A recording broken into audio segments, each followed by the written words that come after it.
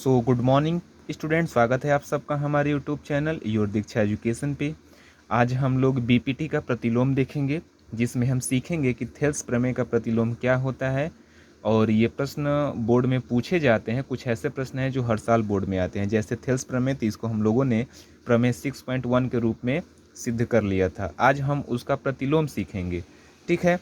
तो इसको शुरू करने से पहले जो वीडियो पे नए हैं वो चैनल को सब्सक्राइब करें, साथ ही साथ बेल आइकन को दबाएं ताकि उनको नई वीडियो की सूचनाएं आसानी से मिलती रहें। चलिए आइए शुरू करते हैं।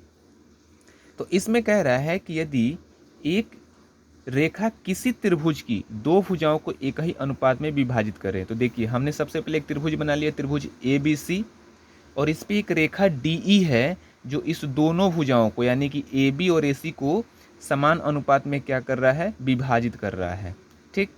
तो आगे कह रहा है कि तो वह तीसरी भुजा के समांतर होते हैं, यानी कि जो डी ई रेखा है वो बी सी के समांतर होती है, ऐसा हमको सिद्ध करना है।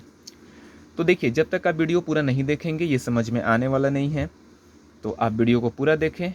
तो देखिए, सोल्यूशन में हमने जो पहले भी कहा था कि जो आपको दिया रहता है सबसे पहले उसको लिखते हैं। तो हमारे पास क्या दिया है, एक त्रिभुज की बात की है तो हमने लिखा ए बी सी एक त्रिभुज है, तथा रेखा डी ई, हमने इस पर रेखा जो डी ई है क्रमशः ए बी तथा ए सी को क्या कर रहा है, एक ही अनुपात में बांट रहा है। तो हमने लिखा ए सी को एक ही अनुपात, अच्छा एक ही अनुपात का मतलब क्या हो जाएगा, ए डी बटे का डी बी, ए डी बटे का डी बी बराबर ए ई बटे का ई सी के भाग में बांटता है, क्या करता है, एक ही अनुपात में विभाजित करता है, विभाजित करता है। अच्छा, तो सिद्ध क्या करना है, तो वो तीसरी भुजा के समांतर होता है। तो सिद्ध करना है, सिद्ध करना है क्या, कि यहाँ पे जो डी ई है वो समांतर है किसके, बी सी के। तो सिद्ध करना है डी ई समांतर है किसके, बी सी के, ये हमको सिद्ध करना है। अच्छा, इसके पहले वाले में हमको डी ई समांतर बी सी दिया था और इसको हमको सिद्ध करना था, ठीक। और इसमें ठीक उल्टा कर दिया है, इसको दे के कह रहा है कि आप इसको सिद्ध कीजिए। तो चलिए सिद्ध कर देते हैं क्या हुआ है। तो चलिए हम क्या करेंगे, अब इसमें कुछ रचना इसमें भी करेंगे। तो हमने लिखा रचना। अच्छा, रचना क्या करेंगे, हमको सिद्ध करना है कि डी समांतर है बी सी के। तो हम क्या करेंगे, डी से एक रेखा खींचेंगे ए सी पर। तो हमने क्या किया, डी से एक रेखा खींची ए सी पे, ठीक, और इसको मान लिया कि है हमारा ई डैश, ठीक। यानी हम लिखेंगे डी ई डैश समांतर बी सी खींचा, बी सी खींचा, ठीक। जहाँ जहाँ ई डैश ए सी पर स्थित बिंदु है, जहाँ ई डैश ए सी पर स्थित बिंदु है। अच्छा, ये तो हमारा रचना हो गया। तो अब इसका हम क्या देखेंगे, प्रमाण देखेंगे। तो आइए यहाँ प्रमाण देख लेते हैं। प्रमाण, प्रमाण लिख के उत्पत्ति लिखिए। प्रमाण, प्रमाण में हमने देखा कि जब, प्रमाण में देखा कि जब डी ई डैश समांतर है बी सी के, अच्छा ये किससे हैं, तो रचना से, तो क्या हम ऐसा नहीं कह सकते हैं कि ए डी बटे का डी बी, तो हम कह सकते हैं कि ए डी बटे का डी बी बराबर है ए ई डैश बटे का ई डैश सी के, ऐसा मान सकते हैं। चलिए तो इसे कह लेते हैं कि ये समीकरण 1 है। अच्छा, चूंकि हमको दिया है, चूंकि ए डी बटे का डी बी हमारे पास गिवन है, क्या, ए ई बटे का ई सी गिवन है, ऐसा हमको इसको समीकरण 2 बनाते हैं और ये हमको दिया है, प्रश्न में ये हमको दिया है। देखिए यहाँ प्रश्न में ये हमको दिया है। तो क्या समीकरण 1 और समीकरण 2 से कह सकते हैं कि ए ई डैश बराबर है ए ई बटा ई सी के। देखिए यहाँ भी ए डी बटे का डी बी और यहाँ भी ए डी बटे का डी बी।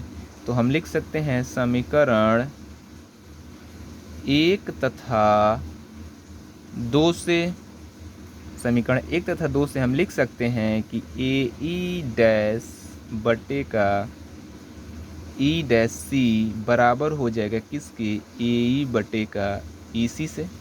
अच्छा, इसको हम कह देते हैं कि जब ऐसा है कि ए ई डैश बराबर है ए ई के और ई डैश सी बराबर है ई सी के, ऐसा कब हो सकता है, ऐसा तब हो सकता है जब हमारा जो ई डैश हो वो ई के संपाती हो, यानी कि इस पे स्थित बिंदु हो। ऐसा तभी होगा जब ई डैश ई के संपाती होगा। तो हम यहाँ लिखेंगे ऐसा, चूंकि ऐसा तब हो सकता है,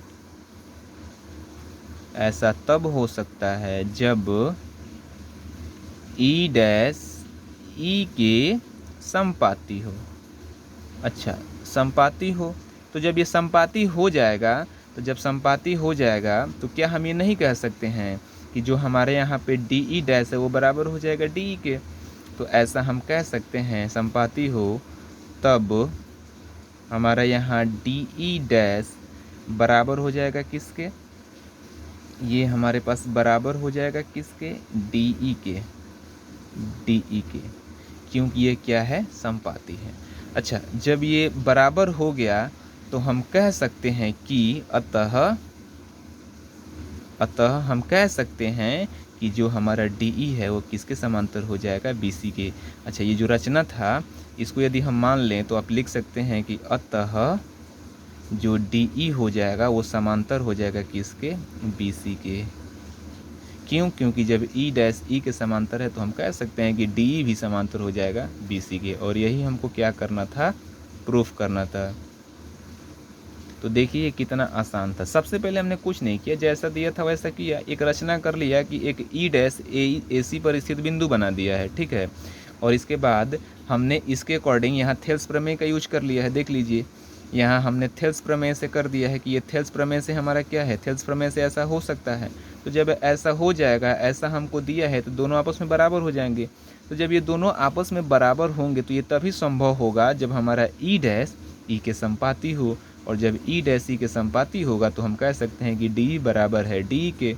तो यहाँ पे जब हमको डी ई पैरेलल दिया है बी सी रचना से, तो हम यहाँ कह सकते हैं कि डी पैरेलल है बी सी के।